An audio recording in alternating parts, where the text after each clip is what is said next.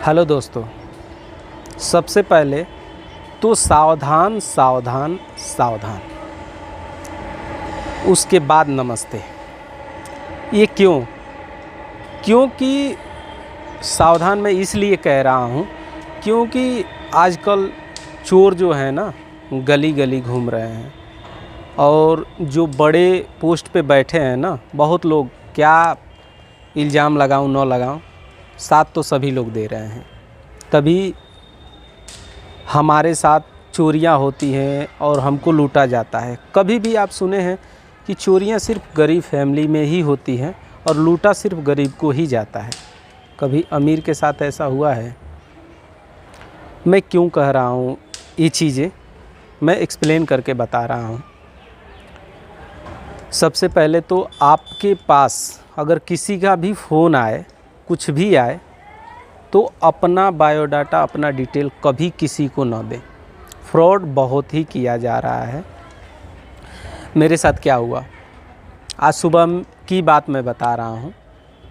सुबह मेरे पास फ़ोन आया, मैं फ़ोन को रिसीव किया तो बोल रहा है, सर आपका एटीएम कार्ड जो है, डेबिट कार्ड, वो बंद होने वाला है, तो आप इसको चालू रखना चाहते हैं या बंद कराना चाहते हैं?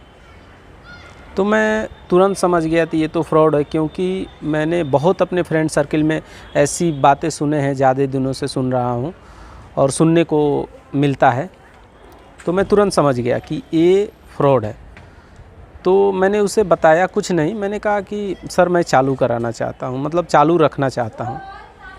तो उसने कहा कि सर आपको 2 तारीख में मैसेज गया था, आपने मैसेज को पढ़ा नहीं, देखा नहीं, तो सर आप प्लीज़ डिटेल बताएंगे।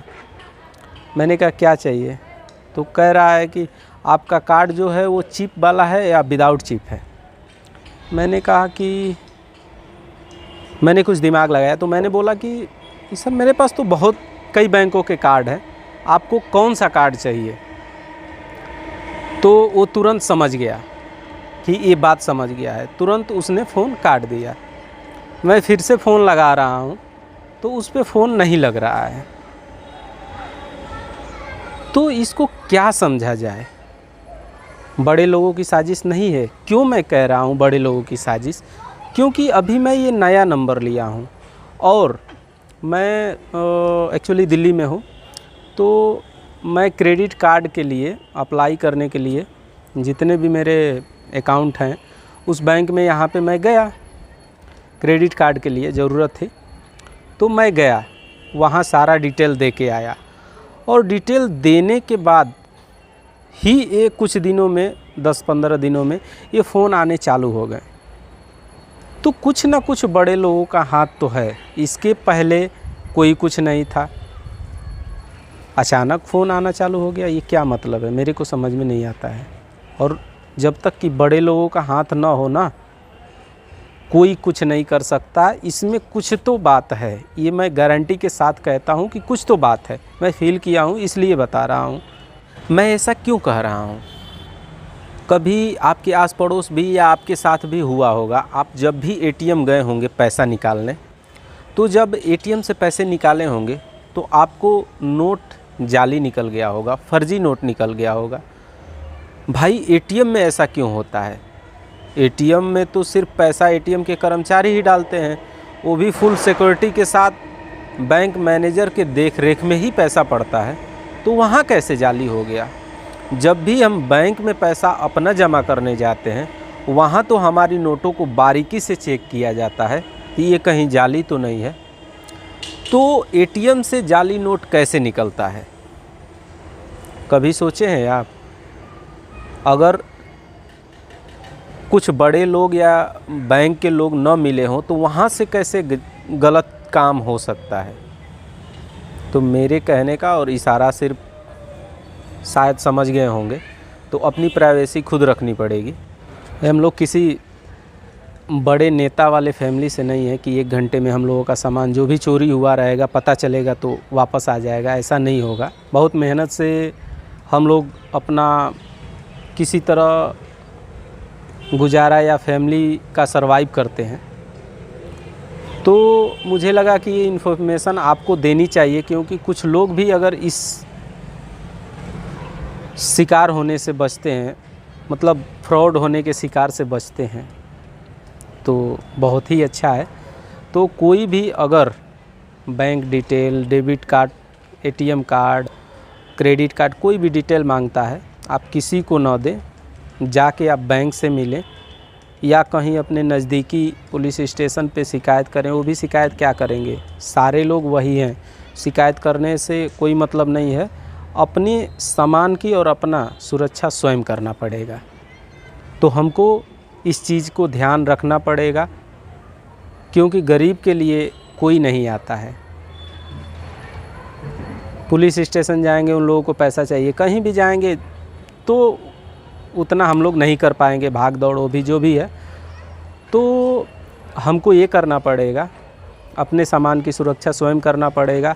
अकाउंट में जाके, मतलब अपने बैंक में जो भी, जहाँ भी आपका अकाउंट है वहाँ जाके शिकायत कर सकते हैं, बट वहाँ भी कोई करने से मतलब नहीं है। बस इतना ही इन्फॉर्मेशन देना था कि कोई भी अगर डेबिट कार्ड, कुछ किसी चीज़ का भी डिटेल मांगता है, आपका भी आधार कार्ड वगैरह मांगता है, तो कोई न दे।